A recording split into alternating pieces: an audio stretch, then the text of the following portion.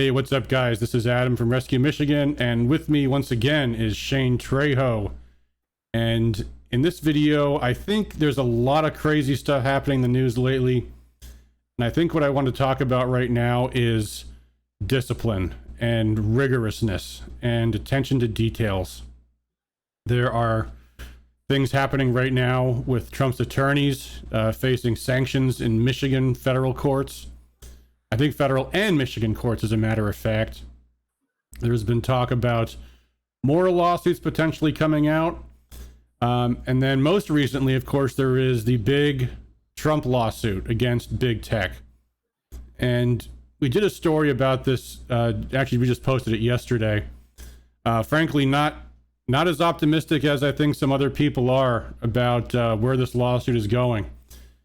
And that's a painful thing for, I think, a lot of us to hear, because we are witnessing the most outrageous attacks on free speech on social media, and we want this lawsuit to succeed. And it feels a lot like right now with these lawsuits, shortly before the Sidney Powell's Kraken lawsuit, I guess you could call it, was filed, and people were hugely optimistic there was going to be a lot of success in the courts. And I think on one hand, a lot of people are right now jaded about some of that. And, you know, there's the one issue of optimism. And if the lawsuit succeeds, obviously we'll all be overjoyed. If it doesn't, you know, most of our people, I think, are going to turn around and blame the legal system. But there might be something else to this.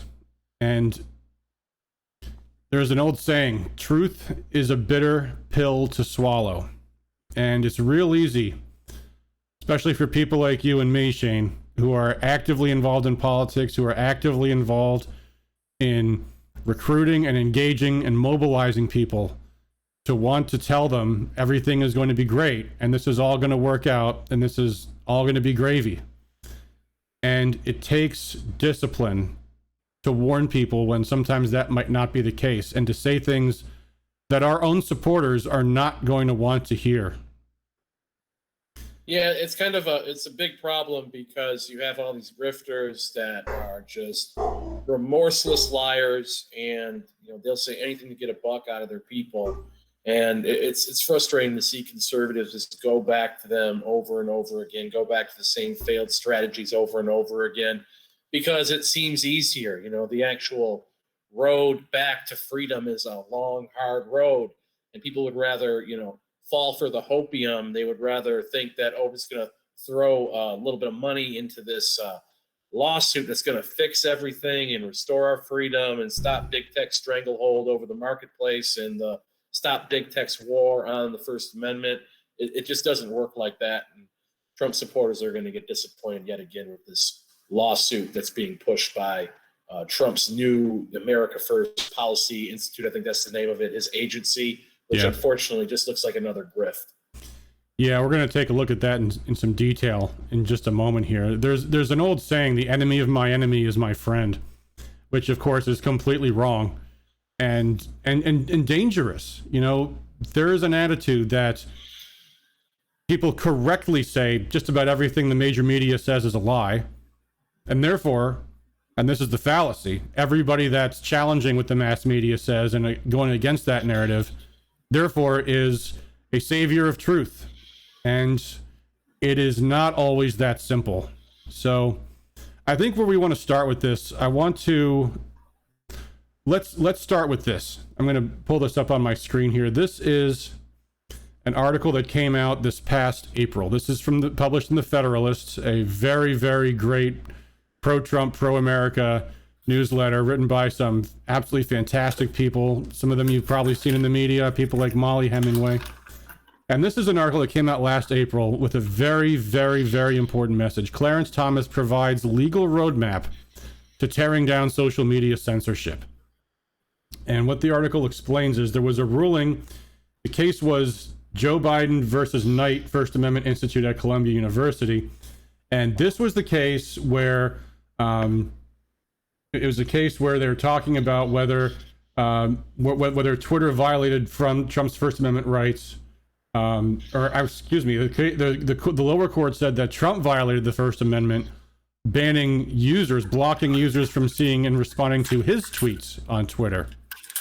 And the case was being appealed by Trump, and the U.S. Supreme Court dismissed the case, unfortunately, because Trump was no longer the president, and therefore they dismissed it on the grounds of mootness. But here's the opinion of Clarence Thomas that they're referencing. It's a very, very important read. And what Thomas says is basically, because of the change in the administration, we had to vacate the decision. But there's all these extremely important First Amendment questions about social media that the Supreme Court needs to answer. And so what this article points out is that what Clarence Thomas basically did was he said, here's exactly what the arguments are that you need to make if you want to defeat social media.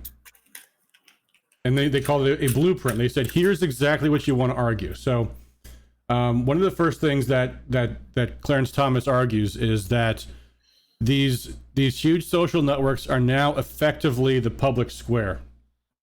And he cites this case. It's a very important case called the Pruneyard decision, or the Pruneyard doctrine. Let me see if I can find it here. It shouldn't take long to find it. Let's see. I'll just do a search. Here we go. Pruneyard Shopping Center versus Robbins. This is a California case. And what the case was basically about was that California law said that malls essentially are public spaces. In the malls, they kicked out some people for political assembly at the interior of a mall. And California law said that when you have public accommodations, you have to welcome the public in and basically afford them First Amendment rights. And the U.S. Supreme Court said, that's correct. That is a legitimate state law. And so they made this argument that when you hold yourself out to the public, when you're welcoming in members of the public, and they essentially serve as the public square. Back in the old days, people would gather downtown. There's government buildings there. People would demonstrate at the Capitol or City Hall or what have you. Well, these days, people don't really gather downtown anymore. They all go to the shopping mall, and that kind of became the public square. Now, of course, today, social media is the big public space. So Clarence Thomas says, these digital platforms, they hold themselves out to the public to resemble traditional common carriers. And he makes this argument that they're essentially the common carriers of modern speech today. So he says, here's exactly what you got to do if you're going to make this argument. And then he makes another important point. He mentions what kind of case you do not want to bring. What kind of case do we not want? And what he talks about here is the state actor argument. And let me see if I can find the spot in this where he's talking about it. Here we go. So he says, a private entity is not ordinarily constrained by the First Amendment, meaning the mall or meaning Twitter or Facebook. But he says, if the government coerces or induces it to take action, the government itself would not be permitted to do, such as censor expression of a lawful viewpoint. Government threats, for example. Then that's effectively the government censoring social media. He says the government cannot accomplish through threats of adverse government action what the Constitution prohibits it from doing directly. Under this doctrine, plaintiffs might have colorable claims against a digital platform if it took adverse action against them in response to government threats, but no threat is alleged here. So now let's go to Donald Trump's lawsuit. This is the lawsuit against Twitter. And it's I think exactly 40 pages long. And it's a strange argument that he makes, because first of all, he goes on at length about how Donald Trump was censored from Twitter. And they bring in a few other individuals too. So let's see what we have here. I'm going to come back to this in a second here. But they suggest Democrat legislators coerce defendants to censor the plaintiff and putative class members, meaning what they're doing is they're saying the general public is supposed to be also protected by the First Amendment speech on social media. So he says, I, Donald Trump, have been kicked off of Twitter. And then they also name some other individuals in these lawsuits. Let me see if I can find them here. There's also separate but almost identical lawsuits against Facebook and against YouTube. And they do the same kind of thing. They make the same arguments. But in some cases, they had different plaintiffs for different people that were kicked off of these platforms. So what he says on here, let's see, let me scroll down here. Here we're talking about him, what Trump was saying that got him kicked off of Twitter. And then they say, so President Trump and the class deplatformed. Oh, I think I lost you, Shane. Just pop back on the call. I know your internet's been acting up, so just whenever you can pop back on, we'll be here. We're just gonna keep on going here. So President Trump and the class deplatformed. So there's Donald Trump here. Here's another plaintiff, Linda Quadros. I don't know who she is. The American Conservative Union is another plaintiff in the case against Twitter. And then here we go. This is where they're making their basic legal argument. So it says, pursuant to Section 230, defendants are encouraged and immunized by Congress to censor constitutionally protected speech on the internet. Notice what they don't say. They don't say coerced by Congress or by any government official. And they make this argument here, exactly the thing Clarence Thomas said not to do. In censoring the specific speech at issue in this lawsuit to platform the plaintiff, defendants were acting in concert with federal officials, including officials at the CDC and on the Biden transition team. And what they don't allege is any actual coercion or threat. They just say, as such, this amounts to state action.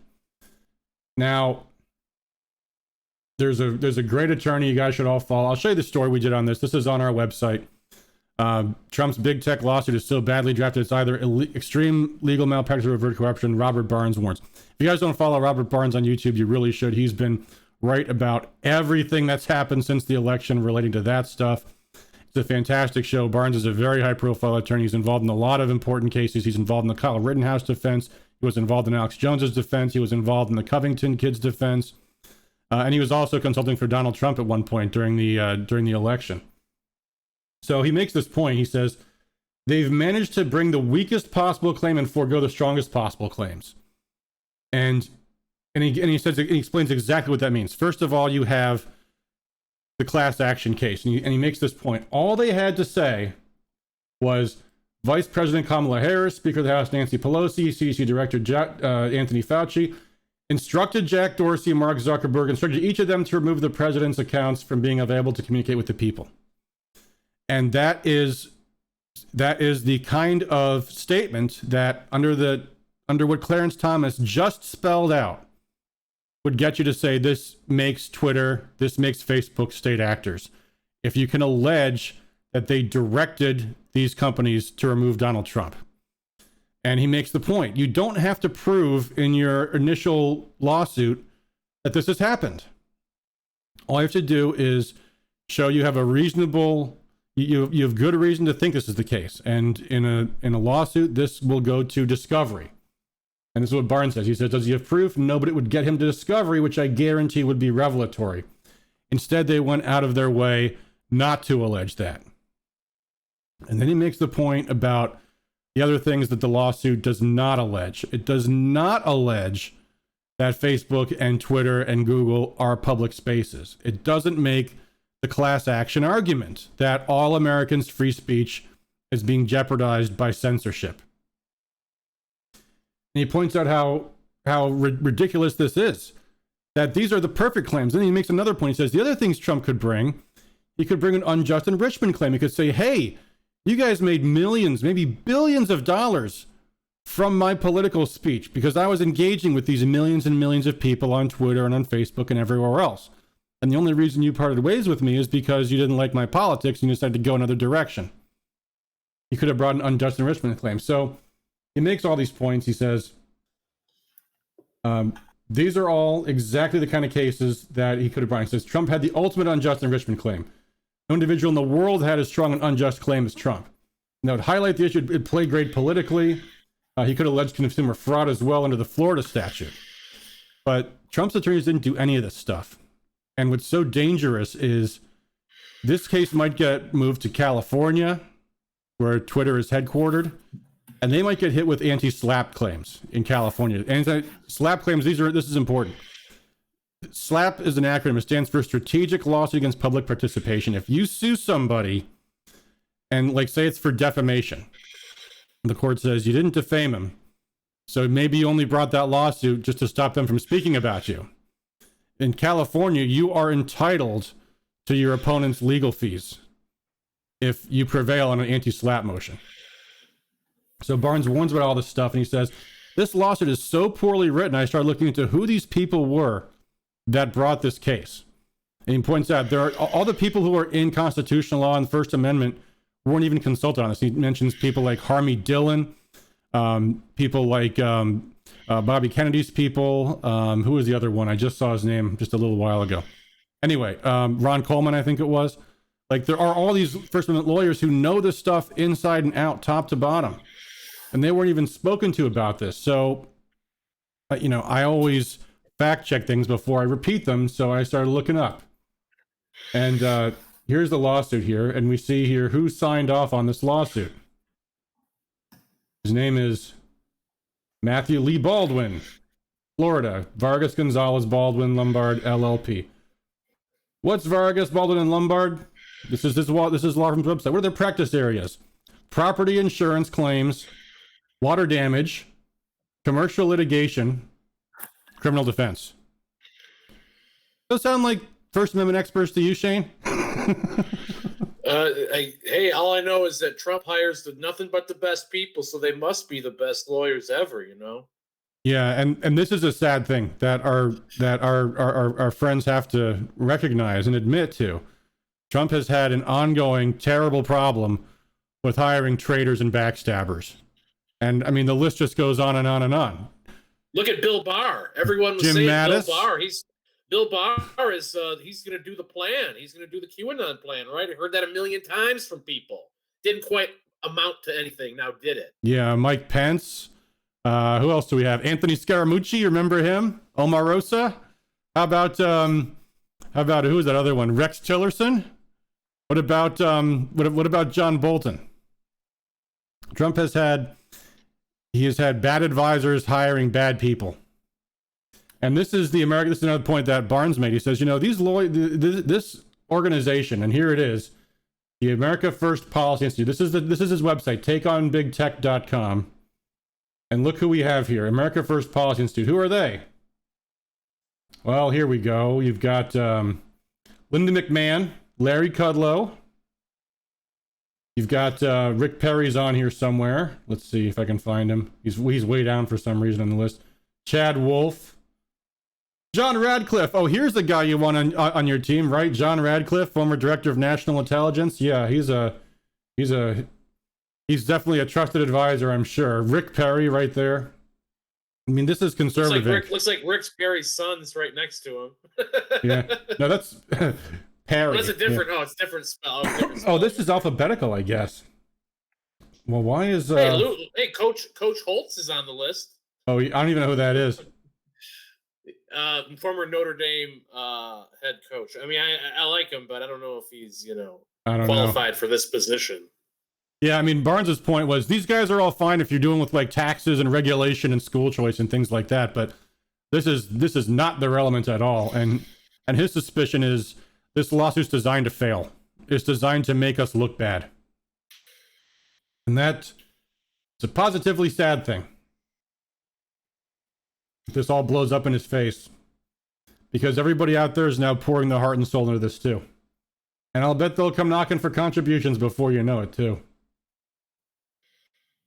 Oh no, I'm already getting emails, from, Trump, but it's not really Trump. Whoever's writing them as Trump, saying, "Oh, you need to give money to this, and it's the biggest lawsuit ever, and we're gonna, we're gonna cut big tech down to size, and it's it's another phase of the grift, just like everyone gave all their money to the RNC or to the Kraken Fund or to whatever."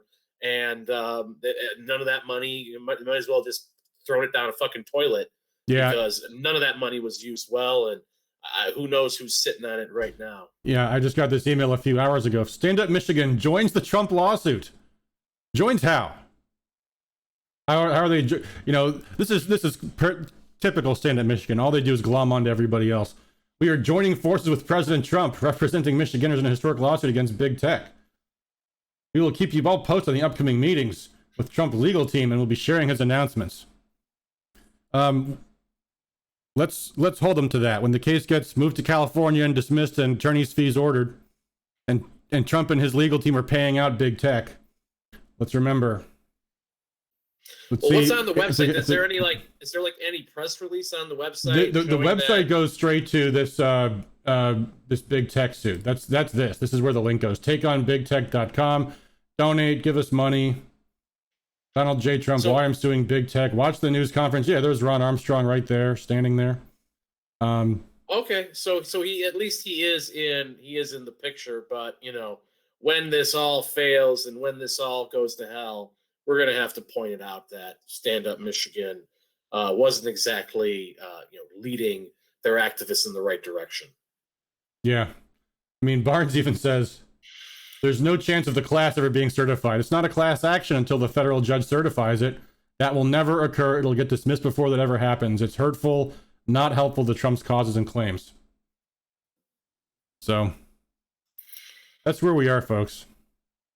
And this is not the first time this has happened this year, where we've had to point out problems in lawsuits. So, I mean, we are at war right now with the establishment, and we're losing. And the most dangerous thing is to be sloppy with your facts, sloppy with your research, sloppy with your evidence, sloppy with your allegations. In the war for truth, when you get caught with bad information and bad strategies, it blows up in your face. And when you're a leader of an organization or an attorney representing everyone kicked off of social media, you have a duty, an obligation to, number one, do everything as professionally and ethically as you possibly can. And number two, if you don't have the qualifications for your job, to say so and step out of the way. And it's not happening. Once again, it's not happening. So it's frustrating. But, and we're seeing this with some of the other things too. Like, how many people are running for governor right now? Like at least 7 or 8. And they all have great policy statements. But I'm like, if you don't have $1 million in the bank, you can't be competitive in a statewide primary election. There's petitions to, when I was looking at the Board of State Canvassers, they had a meeting yesterday. They certified Unlock's petition finally, and Unlock was a group that had the resources to execute that campaign, because they are not Stand Up Michigan. They're a separate organization, and they are connected to the Republican establishment in Lansing. And that's fine. That's good. They got the resources to get the job done. And they had the petition for Unlock Part 2 that they're doing. And then they also had a guy whose name I've seen in numerous previous Board of State Canvasser meetings with his, I think, fifth or sixth recall Governor Whitmer petition. Like, do you know how much money that takes? Do you know how much time that takes? Does he have that? No. He has none of these things. Why would you get people worked up over this stuff if you don't have the resources to execute the plan? That's like sending troops into battle unarmed. It's so irresponsible. And yeah, it's, it always seems to happen. It seems like, and again, I think it's just kind of a symptom of our country falling apart, and people no longer think rationally. People can no longer, the same sickness that kind of allowed our country to rot from within is still, in the hearts of these people. They can't look at things rationally. They can't look at what actually needs to be done to re-achieve freedom. It's just what's the shortest answer? What's the easiest answer? What's the easiest way for me to, feel, to avoid having to deal with the situation of your country and your civilization falling apart around you. So yeah, it's, it really, and I hate, this might sound harsh, but it's really not hard to understand how, so much of our freedom was pissed away on the watch of the conservative movement. Yeah, and people are right to be furious, and it's understandable that they feel desperate. And part of the reason I think why I am able to subordinate that to being able to look at these issues clearly is only because it took years of being involved in politics. When Barack Obama became president, the country's kind of collapsed. When George W. Bush was destroying our economy and waging all these idiot wars, the world's going to collapse. And and at some point you get used to it, and at some point you learn that being furious and outraged all the time is not a productive attitude. But it takes time and it takes experience, and these are things that we don't necessarily have. And it's going to take discipline on the part of everybody, on the part of every organizer watching this, everybody getting involved in state politics, whether you're running for office or supporting candidates or supporting legislative initiatives. You have to be able to be rational and analytical, even in the face of ongoing political warfare that's happening all around us at all times. And that's not an easy thing to do. So, on that note, there have been some other interesting developments this week, and we're expecting to be announcing a new one very soon. But I don't know. Do you want to talk about the other news today? Eric Rowe resigning from the Michigan Republican Party. I didn't see that one coming. That was a surprise to me. Jason Rowe. Jason Rowe. I keep thinking I must have known an Eric Rowe back in the day or something, because I keep saying that by mistake. Yeah, Jason Rowe. That's right. Yeah, I mean, well, we can comment on it briefly. I mean, I think the grassroots is happy he's gone. Yeah. He made some comments that were tone deaf and really pissed a lot of people off, and then they were kind of amplified by outsider groups that want to sabotage the current MIGOP team in Lansing, the outgoing people who have did the Rhino Ron emails and gassed up a lot of people, and unfortunately a lot of the grassroots will just take something like that and run with it without even thinking. But so Rowe's gone, and we'll see if that has any impact on the GOP or anything in general. But I think it's something that maybe can give a little bit of more hope to the grassroots, so a win that they can take and hopefully move forward and stop having all these battles and all this petty drama on Facebook that's just holding us back and making us look stupid. Yeah, I don't know why he left, and the story I saw just quoted him saying the only people who are going to know that are me and Ron Weiser, and if he stays true to that, then I salute his professionalism. He certainly made some remarks that were totally inappropriate and offensive to the grassroots, although not entirely untrue. I mean, one of the things that I remember him saying, which was crass and not appropriate, but saying that the notion that we're going to overturn the 2020 election is just straight up nuts. And the fact is, even if Arizona's audit proves that the election was stolen in Arizona, and the same thing happens in Georgia, and the same thing happens in Pennsylvania, and the same thing happens in Wisconsin, there's no constitutional procedure for removing a sitting president based upon the election. And if people think the courts are going to authorize that, I don't think they know the Supreme Court very well. So, it's important to find the truth. That is important, and I'm glad that that's going to be coming out. If it comes out, we still haven't seen, and we can still maintain hope yet. But a lot of the delusions that are coming out of people are that there's some good white hat people in the FBI and the DHS and all these different bureaucracies, and they're going to do the right thing and they're going to reinstall Trump, when these people don't exist. The military is flying the Black Lives Matter flag. They're flying the LGBT flag. Yeah. So they hate our values. They're all in on crushing and defeating us and selling us out to China. So all this delusions are they're sickening to me, and to see people fall into this over and over again, it's really revolting. Yeah. Did you see this story just a couple days ago? This came out. And this is so typical in so many ways. This was McSwain. William McSwain was this U.S. attorney who resigned right after Joe Biden was sworn in, or announced his resignation right before Joe Biden was sworn in.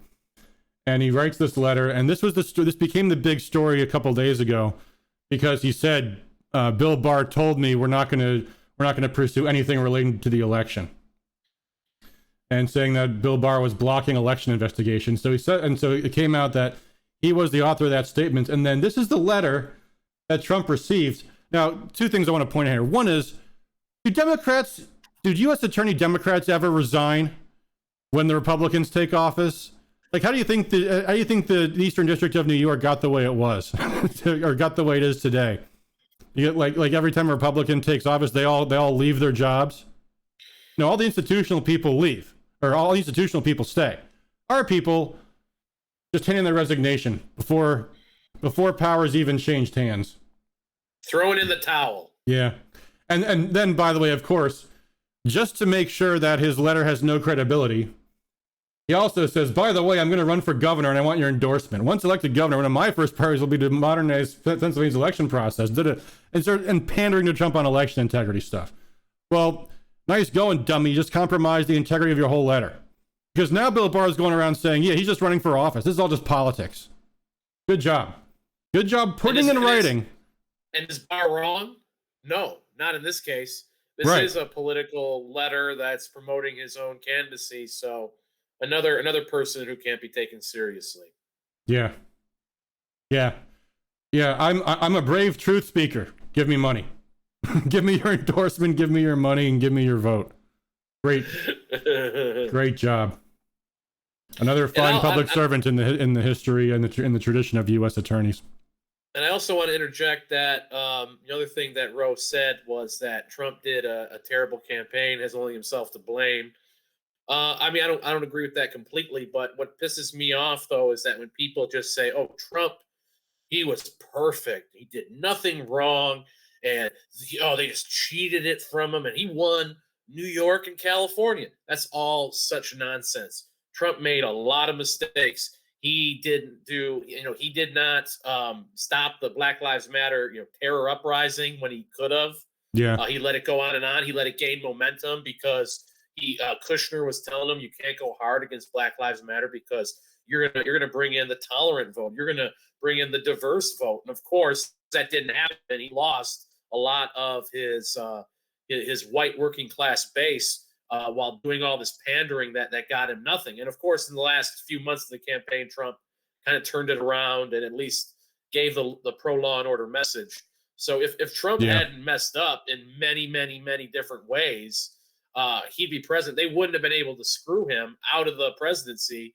So in a way, Trump is to blame for his own failures, for listening to people like Pascal, who's a total clown. Yeah. Kushner, who's been wrong about everything.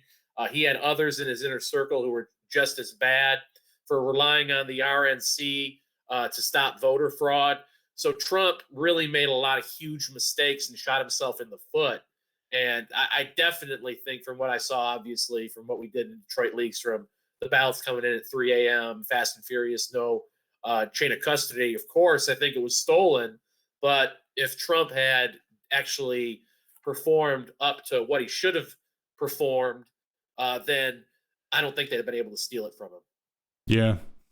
Yeah. And when I find when I'm talking to friends, family, or just strangers about politics in general, and they're on the other side, the easiest way to make a connection with them is to start by saying, yeah, I think Trump did a lot of things wrong, but what about this, and what about this, and what about this, and what about what the Democrats are doing here and here and here?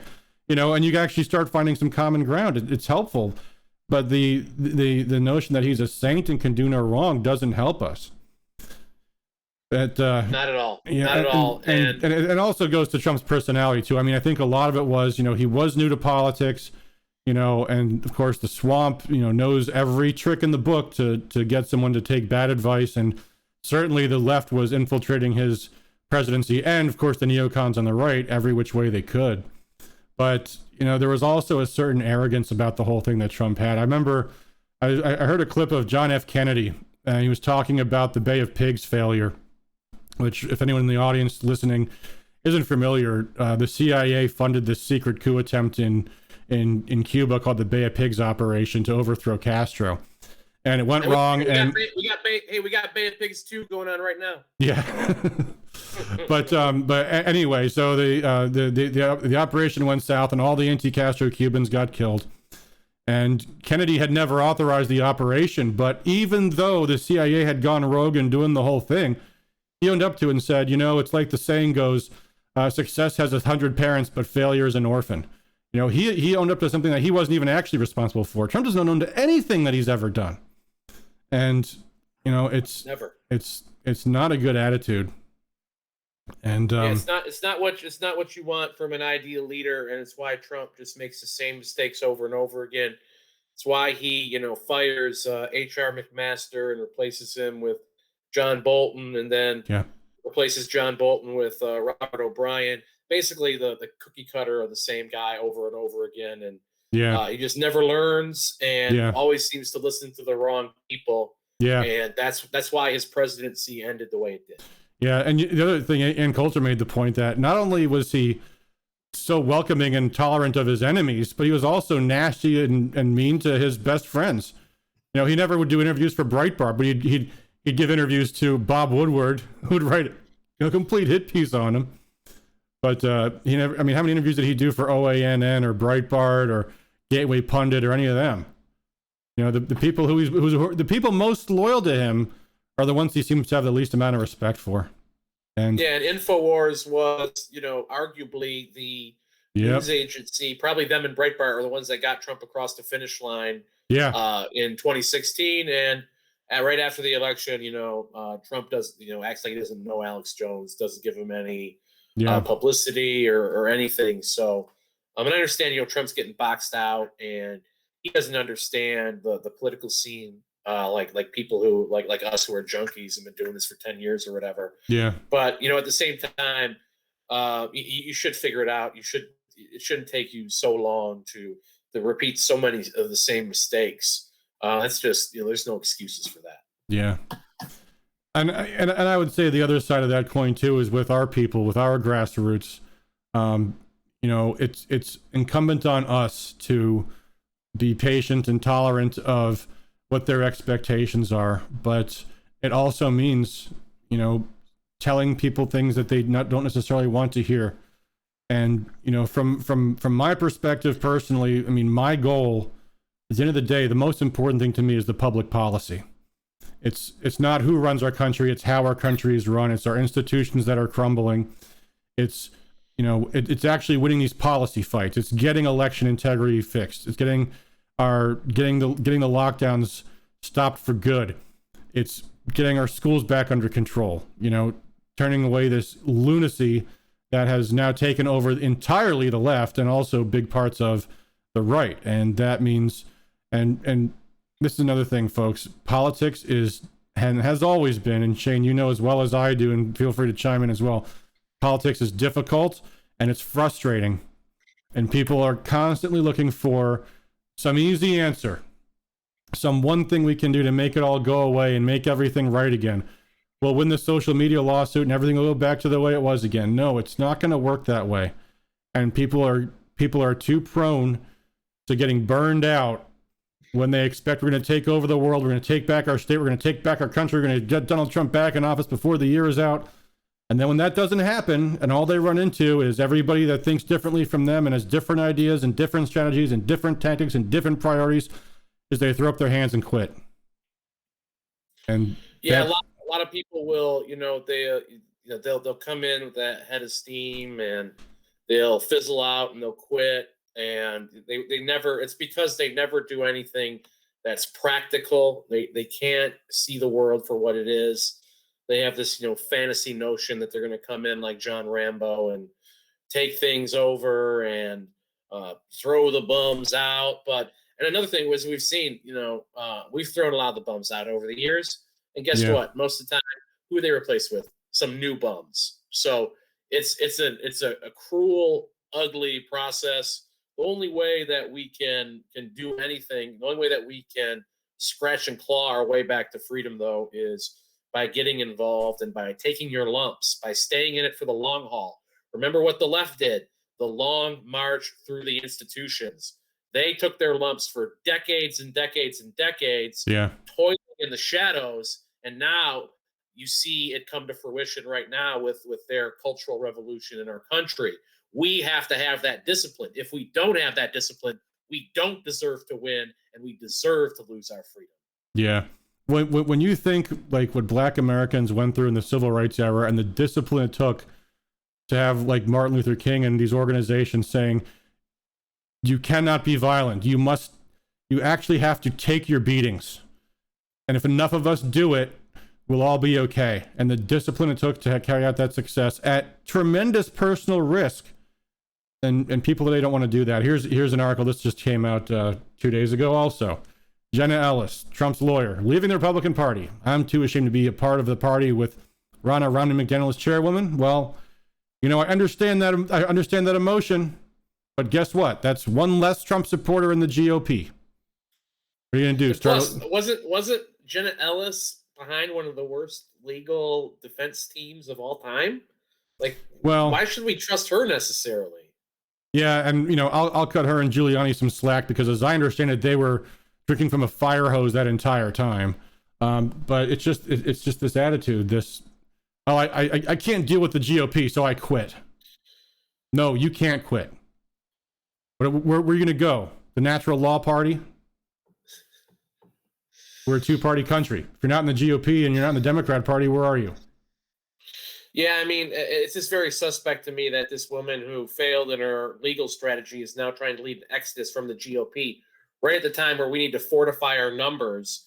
And, you know, we have, you know, something like 60 to 70% of the GOP easily that are pro-Trump and angry about all the election fraud and all the corruption. So, okay, what are we going to do now? Quit. It seems very suspect to me that she's leading this cause. Yeah, I mean, this is the year for the first time the grassroots has really had a major say in the Michigan Republican Party. You have Michonne Maddock, you have Marion Sheridan, you have Tammy Carlone in officer positions. This is not the time to quit. This is the time to stay engaged and to grow our numbers and to drive the rhinos out. But how are you going to do that if all you're going to do is go home and complain and do what else? Write a book? There's the way we grow our organization, the way we accomplish our policy goals is to grow our numbers, to organize and mobilize at the local level all over the state, everywhere. And right now in your neighborhood, you might be the first. And you could easily recruit 24 more people right in your own precinct who otherwise would not have been engaged. And get them engaged. And that's how we grow our numbers exponentially. That's how a movement carries forward. But no, you're either throwing a hissy fit and stomping off and quitting, or you're pursuing something that's completely unrealistic and putting all your hope and faith into something that's got almost no chance of success. And I'll draw back to, you know, our original fight when we joined the GOP, you know, the Ron Paul thing.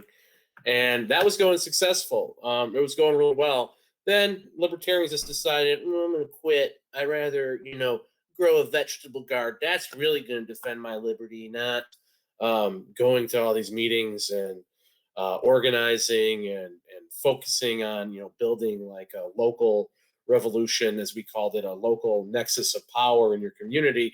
Oh, that's too hard work. I'm going to go and I'm going to watch videos of, you know, stupid anarchists, grifters, and grow a vegetable garden. So many libertarians had that mindset, and guess what? Now they're nothing. Now no one even thinks about that ideology anymore, other than to laugh at it. So if we're, and again, it's not going to happen as fast for the, you know, pro-Trump America First movement because it's much bigger. But if we are stupid, that will eventually happen to us. We'll be a laughable footnote as, you know, the BLM and Antifa and far left cultural revolution marches on. Yep. Well, anyway, folks, I guess all this is to say that we hate to be the bearer of bad news, but I hope at least, having seen this presentation, you guys understand why sometimes we say things that you might not want to hear.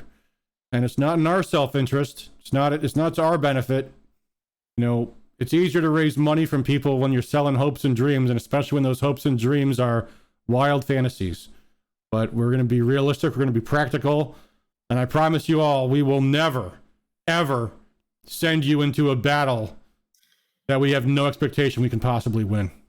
So, all that said, I think we're going to have some good news on the horizon, and we'll be talking more about that soon. But with that, I think we should probably call it a show. Is there anything else, Shane, you want to add, or should we adjourn until next time?